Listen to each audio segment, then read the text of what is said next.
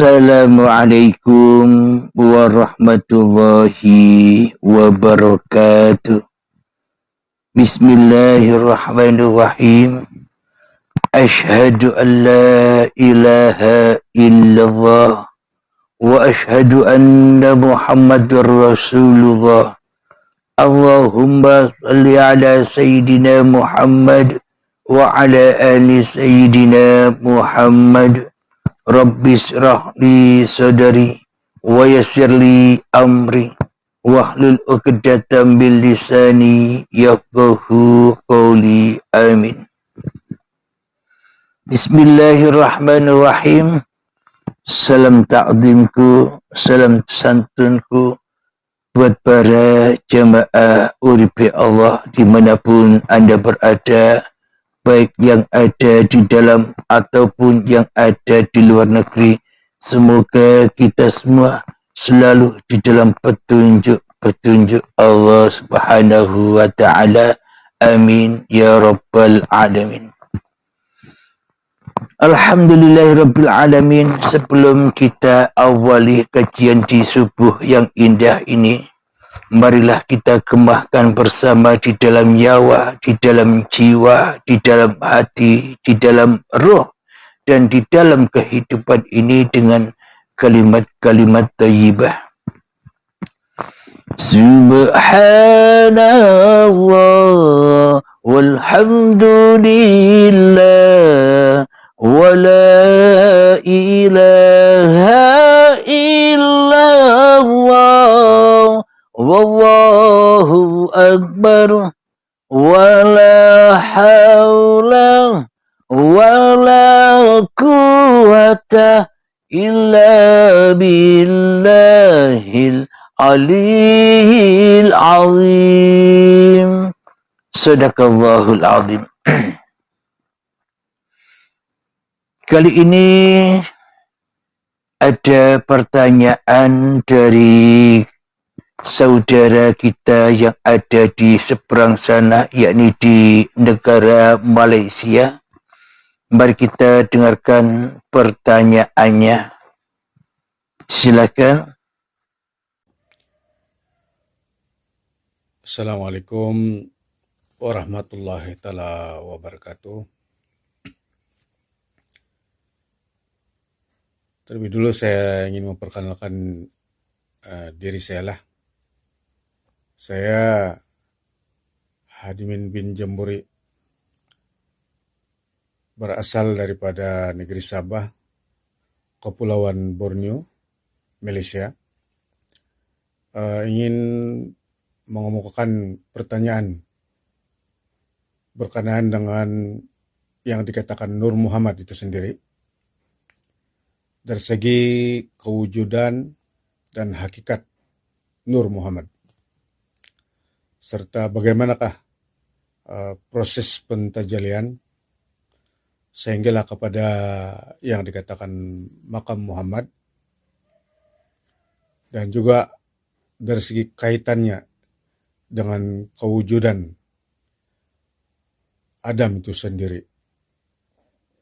Jadi itu saja pertanyaan saya pada kali ini kepada Kang Mas. Mohon maaf dan terima kasih.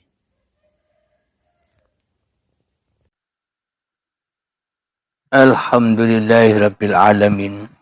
Bagaimanakah cara untuk merealisasikan Nur Muhammad itu sendiri? Jadi untuk mengaplikasikan, untuk menjumpai, untuk menyaksikan, untuk bertemu hakikat diri sejati manusianya, yakni untuk bertemu dengan Nur Muhammad, maka kita wajib untuk ngerawat atau menembus sujud, menembus bumi Sab-7 atau bumi lapis 7, dan juga melesat naik untuk menerobos langit juga Sab-7. Jadi bumi Sabtuju dan langit Sabtuju. Jadi untuk menemui hakikat diri sejati manusianya, yakni Nur Muhammad dari asal usul kejadian-kejadian manusianya, maka di dalam tatanan agama apapun namanya, maka di dalam agama apapun namanya, di sana diutus untuk mengesahkan Tuhan, untuk mentauhidkan Tuhan daripada mengesahkan, daripada mentauhidkan hawa nafsu manusianya. Di dalam agama Islam sudah diajarkan di dalam syariat, yakni di dalam sholat, dan di dalam sholat pula ada sujudnya. Jadi makna sujud di sini bukan hanya kondisi atau praktek atau keadaan badan yang waktu bersujud. Menurut syariatnya sujud ya berupa sujudnya badan. Akan tetapi menurut Allah, menurut hakikatnya, menurut makrifatnya, menurut yang sesungguh-sungguhnya, tujuan bersujud itu agar manusia bisa ngerawat, menerobos bumi Sabtuju. Jadi gunanya manusia bersujud itu supaya manusianya masuk ngerawat ke dalam bumi Sabtuju. Jadi bukan hanya sekedar gambar-gambarnya sujud saja, tapi hatinya melayang-layang bertemu kekasihnya, yakni iblis dan setan yang selalu berurusan dengan dunia. Maka dari itu kita selama ini takkan pernah bisa khusyuk di dalam sholatnya. Kenapa? Karena kita belum menemukan hakikat diri sejati manusia kita. Karena kita belum menemukan Nur Muhammad untuk kita syahadati. Jadi sebenar-benarnya syahadat itu bukan menyaksikan Muhammad Rasulullah secara dohir yang di Mekah sana. Keliru besar. Jadi logikanya demikian. Bila perintah syahadat untuk sebuah syarat masuk agama Islam, bersaksi menyaksikan Muhammad yang di Mekah sana, maka wajib orang-orang Islam seluruh dunia menggali lagi makamnya atau kuburannya Kanjeng Nabi Muhammad sallallahu alaihi wasallam, guna untuk disaksikan, guna untuk dilihat, guna untuk dipandang, dan guna untuk ditemui. Itulah logika yang sangat amat nyata bila syahadat itu versi syariat saja. Bila syahadat itu hanya versi badannya saja, ya tentunya wajib disaksikan bodinya, wajib disaksikan raga manusianya Kanjeng Nabi Muhammad di Madinah sana, ya harus digali makamnya sehingga ketemu jasadnya, maka kita saksikan bersama-sama jasadnya Muhammad Rasulullah. Bila persyaratan suatu syahadat, bila persyaratan suatu penyaksian dengan cara dohiriyah, dengan cara syariat seperti yang kita pahami selama ini. Akan tetapi selama ini terbukti bahwa kita selama ini hanyalah syahadat-syahadat palsu saja. Kenapa dikatakan palsu? Allahnya palsu, Muhammadnya palsu. Selama ini kita bersyahadat ala iblis, ala setan, ala hawa nafsu. selama ini yang kita syahadati bukan Allah dan bukan Muhammad Rasulullah yang dimaksud untuk memasuki agama yang pasrah dan agama yang selamat ini. Akan tetapi selama ini kita lebih menyaksikan, kita lebih memakai kendaraan syariat hawa nafsu kita sendiri untuk menyaksikan uripe menungsane dan uripe badan menungsane.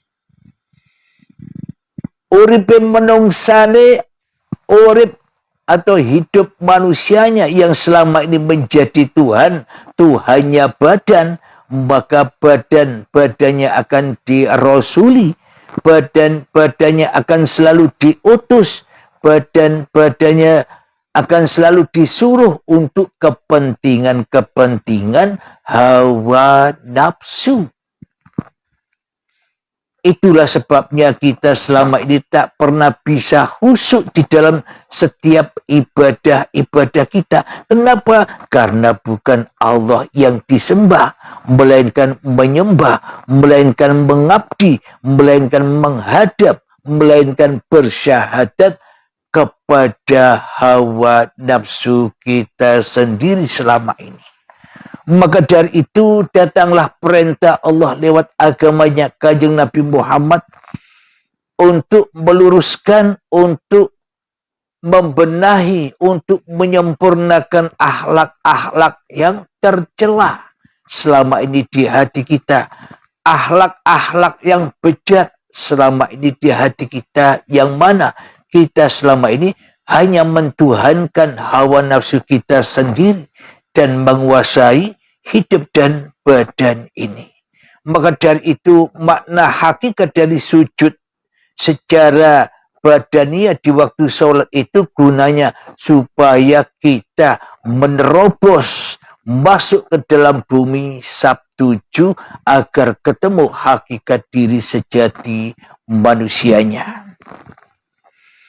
Alhamdulillahirabbil alamin. Jadi bumi Sabtuju, maka pertama kita jadi di sisi Allah itu yang dimaksud bumi Sabtuju itu kalau kita pahami secara akal akhirnya kan hanya angan-angan saja. Bumi Sabtuju, apa lapisan-lapisan bumi ini sampai 7 sab? Semua manusia hanyalah angan-angan wae, bayang-bayang ke wae, ora jelas imane. Jadi yang sebenar-benarnya yang dikatakan bumi Sabtuju, kita harus melewati bumi Sabtuju itu adalah seluruh alam semesta ini sudah dirangkum di dalam badan jasadnya manusia. Jadi apa yang dimaksud bumi ini menurut Allah bukan manusia. Kalau menurut manusia angan-angan ya yang dimaksud, yang dipandang, yang dimengerti oleh manusia menurut akalnya, menurut hawa nafsunya ya bumi-bumi yang kita injak ini. Akan tetapi bumi setiap manusia, asal usul setiap manusia. Jadi bumi lapisan yang pertama apa? Buminya manusia yang pertama adalah wulu. Wulu atau bulu. Inilah lapisan, setelah bulu ketemu kulit, lapisan yang kedua. Lapisan yang ketiga adalah darah. Lapisan yang keempat adalah daging. Lapisan yang kelima adalah otot. Lapisan yang keenam adalah tulang balung. Lapisan yang ketujuh adalah sumsum. Jadi lengkap sudah 7 sab bumi, yakni bulu, kulit, darah, daging, otot, tulang, dan sumsum. Itulah yang wajib kita terobos. Apa maknanya kita ngerawat, atau maknanya kita menerobos, atau maknanya kita memasuki lapisan-lapisan 7 bumi, yakni berupa bulu, kulit, darah, daging, otot, tulang, sumsum. Ini apa maknanya? Jadi maknanya 7 bumi atau bumi Sab-7 ini terdiri dari bulu, kulit, darah, daging, otot, tulang, sumsum. Ini maknanya pasrahkan, pulangkan kembali kepada yang menciptakan, kembali ke asal usulnya, yakni bumi tempat kita bersujud, bumi tempat kita Adam. Jadi maknanya badan ini jangan engkau akui lagi sebagai milikmu. Itu maknanya. Jadi melewati bumi Sab-7, yakni setelah tahu wulu atau bulu, kulit, darah, daging, otot, balung, sumsum, ini kita pasrahkan kembali kepada yang berhak, atau kita pasrahkan kembali kepada ibu bumi. Hakikat bumi, hakikat orang tua, hakikat ibunya seluruh makhluk, yakni bumi. Ibu bumi. Maknanya kita wajib patuh pulang kembali kepada ibu bumi. Inilah yang dimaksud ngerawat atau menyelami bumi Sab-7 itu. Alhamdulillahirabbil alamin. Bumi Sab-7 sudah kita bahas. Pada intinya badan-badan ini seluruhnya yang terdiri di dalamnya ada hayawannya, ada tumbuhannya. Kadang manusia itu berupa berbagai macam hayawan hatinya. Semuanya ada di badan-badan ini, rangkuman dari alam semesta ini. Kemudian kita menerangkan langit Sab-7. Jadi untuk menemui Nur Muhammad itu, untuk menemui hakikat sejati diri manusianya, melewati atau mengerawat, menerobos bumi Sab-7 dan langit Sab-7. Bumi sudah kita bahas, sekarang kita bahas langit Sab-7. Apa yang dimaksud langit Sab-7? Apa langit-langit yang di luar sana? Yang katanya Nabi Muhammad dulu Isra Mi'rajnya ke langit yang luar sana. Padahal langit yang luar sana tidak ada. Kenapa kok saya katakan langit yang di luar sana tidak ada? Karena tanpa uripe Allah, ora ono langit, ora ono segala sesuatu, dan langit, bumi, dan seisinya ini yang di luar ini tidak ada bila tidak ada uripe Allah. Berarti langit yang katanya luas penuh dengan galaksi-galaksi, tempat lewatnya Kanjeng Nabi Muhammad Isra Mi'raj itu, yang kita pahami selama ini sebenarnya salah. Sebenarnya tidak ada. Ini tidak ada. Tanpa yang ini.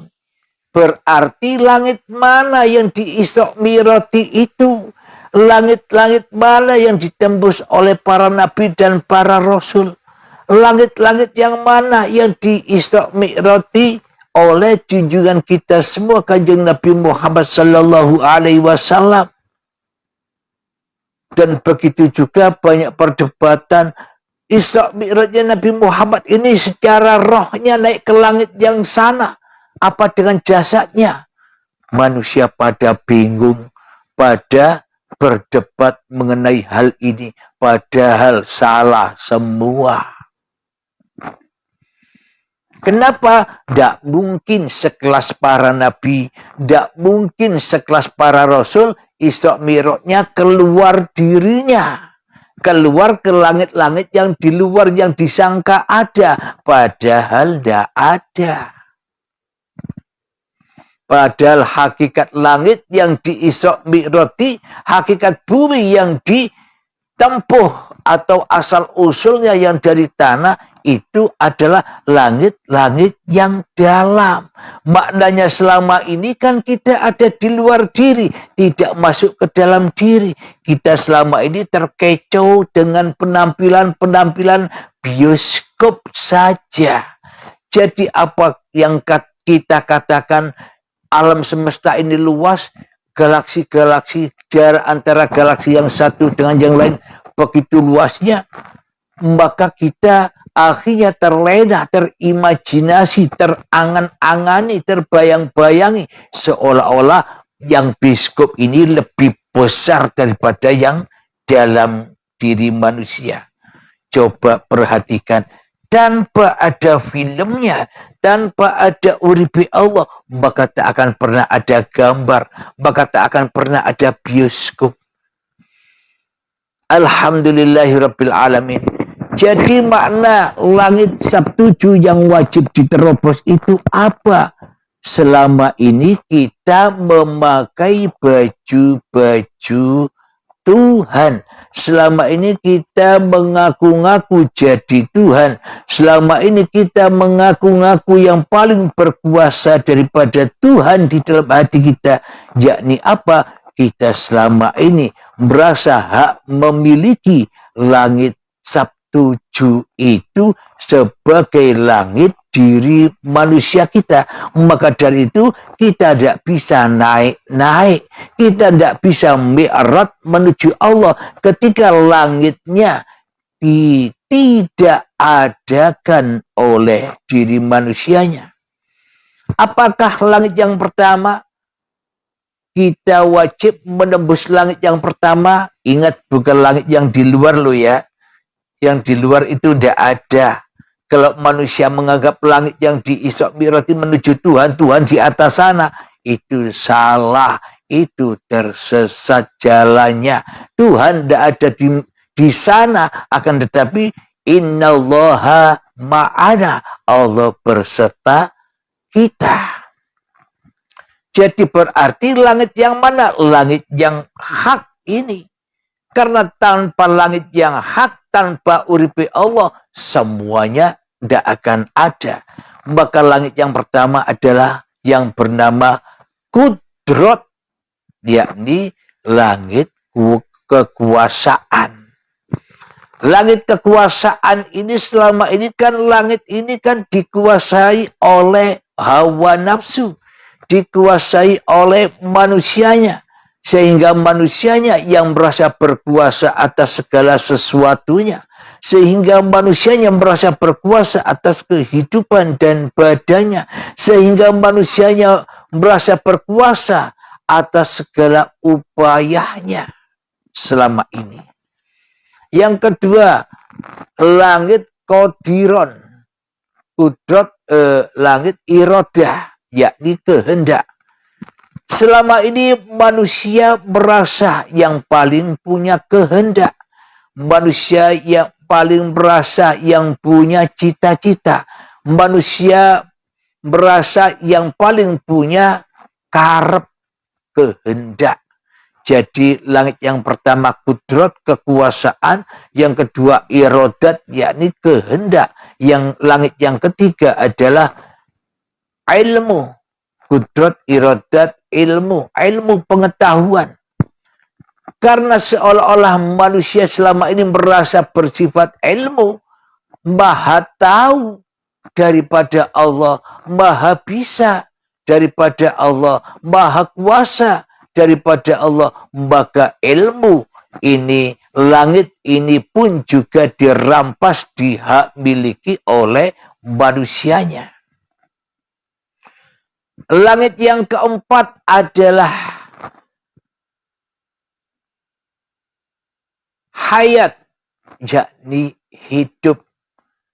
Selama ini kita yang mengaku memiliki hidup, Seumpama hidup ini hidup kita sendiri, mestinya kita takkan pernah mati selamanya. Bila hidup ini adalah hidup kita. Kenapa kita dikatakan mati? Karena kita sejatinya tak hidup. Kenapa kita dikatakan mati? Karena kita sejatinya gaib.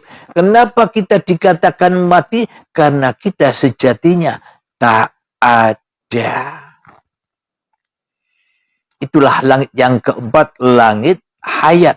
Langit yang kelima adalah langit basor, melihat. Langit yang keenam adalah sama, mendengar. Langit yang ketujuh adalah mutakaliman, berkata. Jadi 7 langit, kudrat, irodat, ilmu, hayat, sama, basor, kalam. Inilah yang wajib ditembus, diterobos hingga sampai ketemu, hingga mi'raj kepada Tuhannya. Apa maknanya ditembus itu? Makna ditembus atau diterobos itu kembalikan lagi hak-hak Allah kepada Allah. Kudrat yang dulunya diakui sebagai kudrat kekuasaan manusianya dikembalikan kepada kudratillah, kekuasaan Allah di dalam hati kita. Iradah, dulu kita mengaku-akui, dulu kita yang merasa punya kehendak apapun, maka dikembalikan lagi kepada yang menciptakan, yakni uripi Allah, sebagai penggalang, sebagai penguasa karep atau kehendak itu. Ilmu, pengetahuan yang dulunya milik manusia dipasrahkan kembali, bahwa seluruh pengetahuan yang ada pada diri manusia dan ada pada makhluk adalah pengetahuan Allah. Ilmu hayat, hidup yang selama ini diakui hidupnya manusia, pasrahkan kembali, relakan kembali, pulangkan kembali bahwa hidup inilah Allah, bahwa hidup inilah filmnya dari segala alam semesta yang terlihat ini. Hayat sama, pendengaran yang dulunya kita yang merasa mendengar, kini pulangkanlah pada pendengaran Allah. Sama, basar, penglihatan, sama, pendengaran, kalam, perkataan yang selama ini kita akui sebagai hak milik kita. Itulah yang wajib diterobos, itulah yang wajib diterobos. Itu maknanya apa? Dikembalikan kepada Allah. 7 sab bumi, 7 sab langit dikembalikan lewat pintu baiat, lewat pintu hening, lewat pintu mati sebelum mati. Jadi bila kita belum berhasil mengembalikan 7 langit dan 7 bumi kepada yang berhak, maka selamanya kita takkan pernah bertemu dengan Nur Muhammad. Bila kita tak bisa bertemu dengan Nur Muhammad, kita takkan pernah bisa menyaksikan Muhammad Rasulullah. Dan kita takkan pernah bisa menyaksikan Allah. Berarti bila kita tidak bisa menyaksikan Allah dan tidak bisa menyaksikan Muhammad, berarti kita ini sudah Islam apa belum? Allahnya saja gaib, Muhammadnya saja gaib, berarti selama ini syahadatnya syahadat palsu.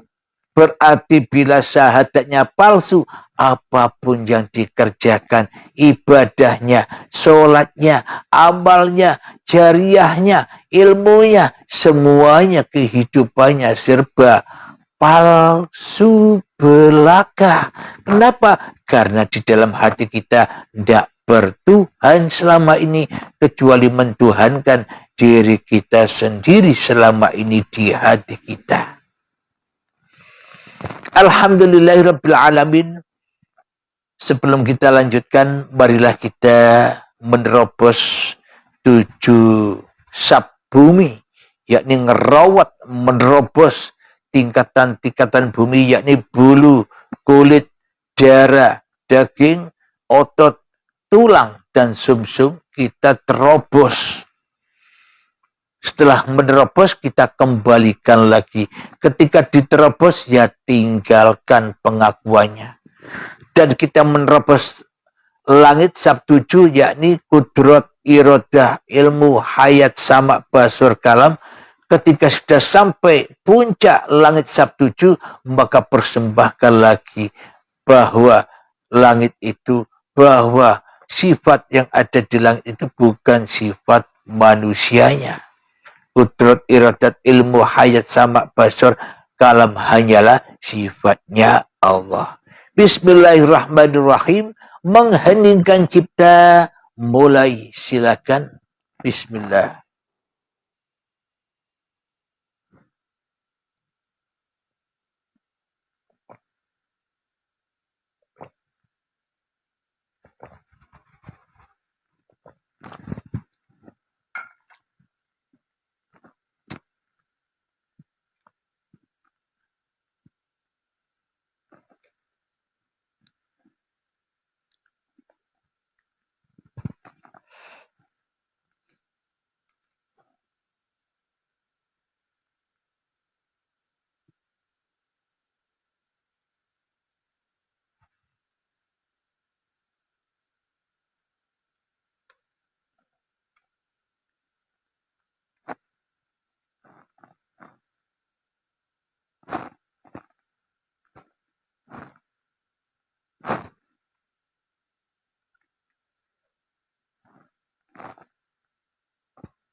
Mengheningkan cipta, selesai.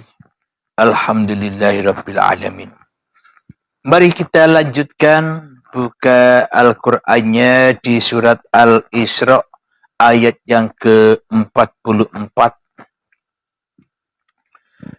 A'udzu billahi minasyaitonir rajim. Bismillahirrahmanirrahim. Tusabbihu lahu as-samawati as-sab'u wal ardu wa man fihin wa in min syai'in illa yusabbihu bihamdihi walakin la tafqahuna tasbihahum innahu kana haliman ghafura, yang artinya langit yang 7, bumi dan semua yang ada di dalamnya bertasbih kepada Allah, dan tidak ada sesuatu pun melainkan bertasbih dengan memujinya. Tetapi kamu tidak mengerti tasbih mereka. Sungguh dia maha penyantun, maha pengampun. Inilah buktinya langit sabtuju, bumi sabtuju, bahkan segala sesuatu yang diantaranya, bahkan seluruh alam semesta ini bertasbih kepada Allah. Tapi bukan tasbih seperti yang kita ucapkan. Yang kita ucapkan kan subhanallah, subhanallah, subhanallah. Tapi yang dimulia-muliakan, tapi yang didewa-dewakan di dalam hati kita kan bukan Allah. Subhanallah, subhanallah. Di dalam hati kita, kita yang merasa berzikir subhanallah. Berarti kita memuliakan siapa? Hayo. Memuliakan siapa? Hayo. Tak lain dan tak bukan kita selama ini ketika kita berzikiran subhanallah, subhanallah, subhanallah. Tak lain dan tak bukan hanyalah untuk mensucikan, untuk berzikir kepada hawa nafsu kita sendiri yang kita sucikan selama ini. Bagaimana mungkin kita bisa berzikir kepada Allah?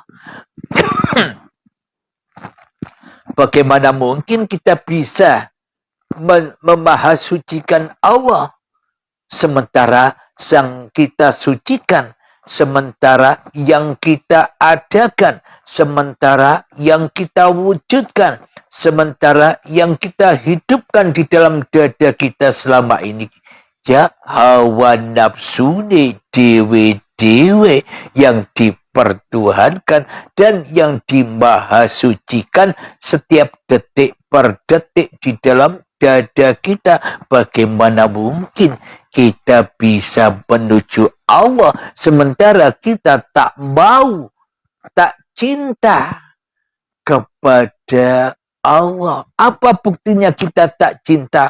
Kita lebih cinta kepada awak dewe, kita lebih cinta kepada hawa nafsu kita sendiri yang wujud, hawa nafsu kita sendiri yang hidup daripada Allah yang wujud dan daripada Allah yang hidup. Itulah bukti kita selama ini tak cinta kepada Allah, melainkan cintanya hanya kepada iblis dan setan. Sungguh mereka semua, seluruh manusia tak tahu bagaimana tasbihnya langit Sabtuju, bagaimana tasbihnya bumi Sabtuju, bagaimana tasbihnya segala sesuatu yang ada di alam semesta ini. Bagaimana tasbihnya? Coba angan-angan, coba hayati benar-benar dalam hati kita. Ketika kita sudah menerobos, ngerawat bumi Sabtuju, melewati wulu, bulu, melewati kulit, melewati darah, melewati daging, melewati tulang, melewati otot, melewati sumsum, maka setelah kita lewati, itulah yang dimaksud pasrah, membasrahkan semua bumi Sabtuju kepada yang berhak, kepada yang menciptakan. Ketika kita sudah tak mengaku-akui, ketika kita sudah tak berdiri lagi di atas bumi yang telah kita aku-akui sebagai milik kita ini, maka itulah yang dimaksud pasrah, mati, total general, kiamat, baiat. Ketika manusianya sudah tak miliki lagi bumi Sabtuju yang selama ini diaku-akuinya. Itulah yang dimaksud tasbih. Ketika kita sudah tidak ada, ketika kita sudah goib, ketika kita sudah fanah, ketika kita sudah hancur, maka siapa yang bisa bertasbih? Apakah makhluk bisa bertasbih tanpa uripi Allah yang meliputi seluruh alam semesta ini yang bertasbih? Berarti yang bertasbih kan Allah sendiri. Inilah yang dimaksud Allah. Tasbih mereka, mensucikan mereka tidak diketahui manusia. Manusia tidak tahu bagaimana mereka bertasbih, bagaimana langit Sabtuju ini bertasbih, bagaimana bumi Sabtuju ini bertasbih. Selama ini kan kita akui langit Sabtuju ini milik kita. Selama ini kan kita akui bumi Sabtuju ini sebagai milik kita. Bagaimana mungkin kita bisa bertasbih? Wong isi di dalam hawa nafsu kita selama ini selalu mensekutukan Allah, selalu memusuhi Allah, selalu mematikan Allah, selalu mentiadakan Allah di dalamnya. Bagaimana mungkin kita bisa bertasbih kepada Tuhan? Tak lain dan tak bukan hanyalah mensuci-sucikan hawa nafsu nih dewe-dewe selama ini. Jadi yang dimaksud tasbihnya alam semesta ketika datang baiatmu, ketika datang mati sebelum matimu, sebelum kedatangan sakaratul maut, ketika diri manusianya sudah kembali ke asal kejadiannya, ke asal usul kampung halamannya, yakni ketiadaan, yakni kegoiban, yakni keadaman. Itulah yang dimaksud tasbih itu. Bertasbih, mensucikan, akhirnya sucilah Allah, sucilah uripi Allah dari pengakuan-pengakuan manusianya di hatinya.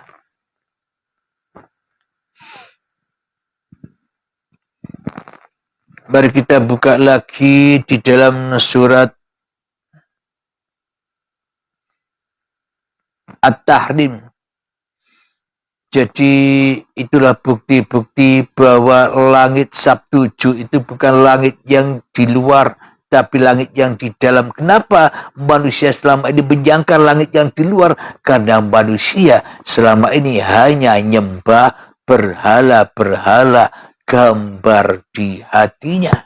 Maka malaikat rahmat, malaikat yang membawa hidayah takkan pernah masuk. Kenapa? Karena selama ini banyak gambar dan anjingnya di dalam hati kita. Di dalam surat At-Tahrim ayat yang ke-12.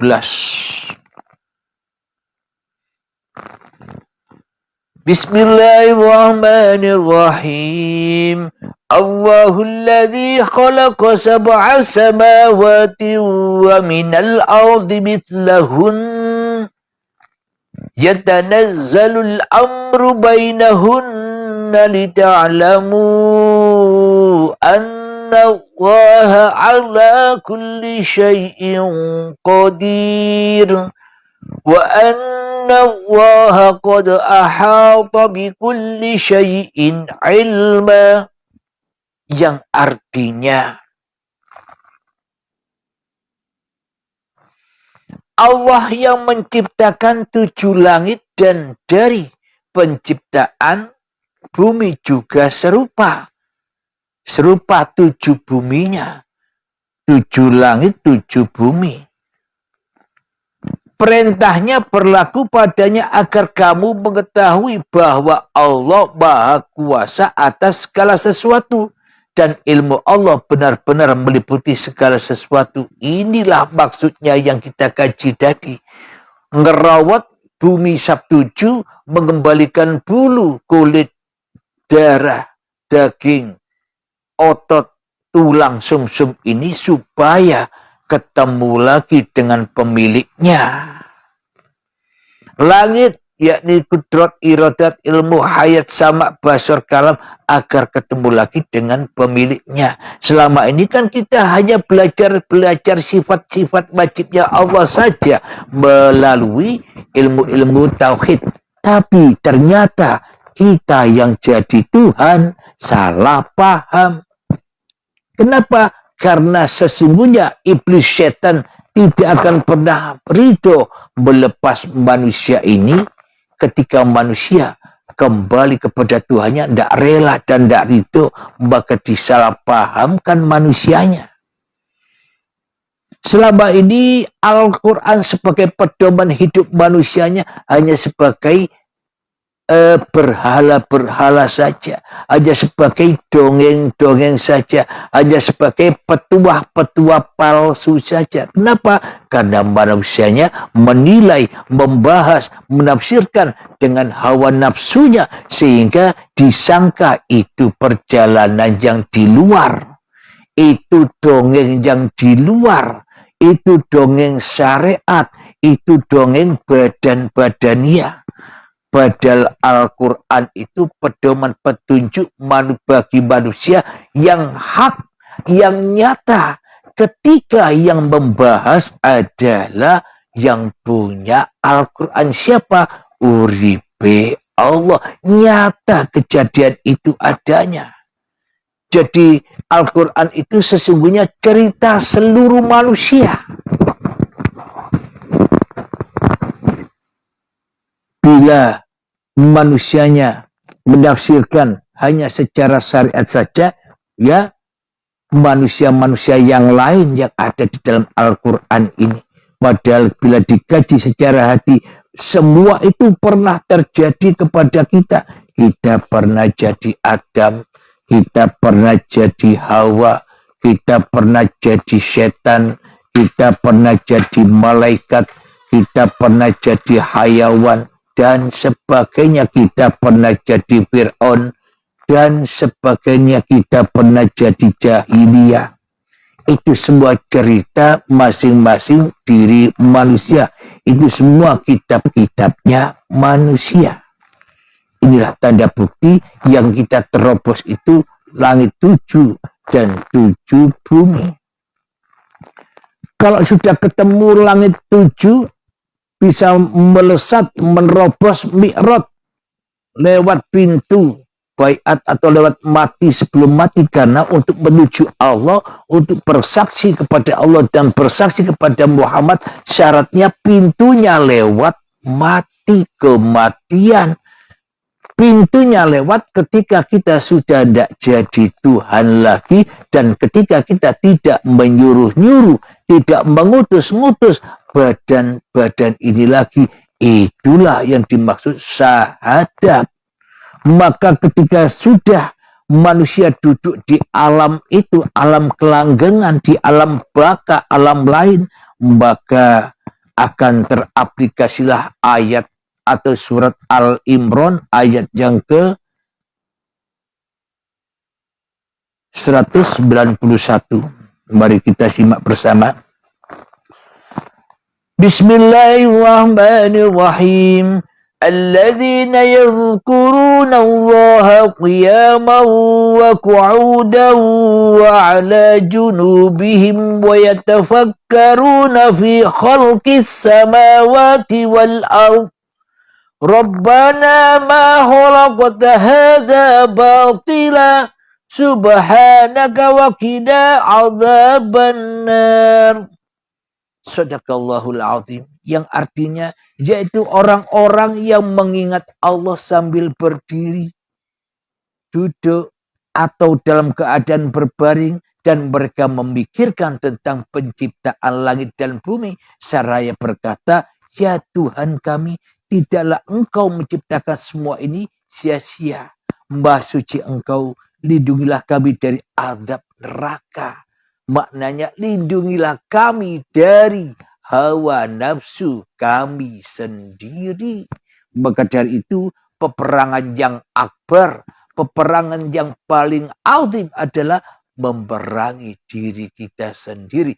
Itulah peperangan jihadun nafsi, jihad berjalan pulang menuju Allah. Alhamdulillahirabbil alamin.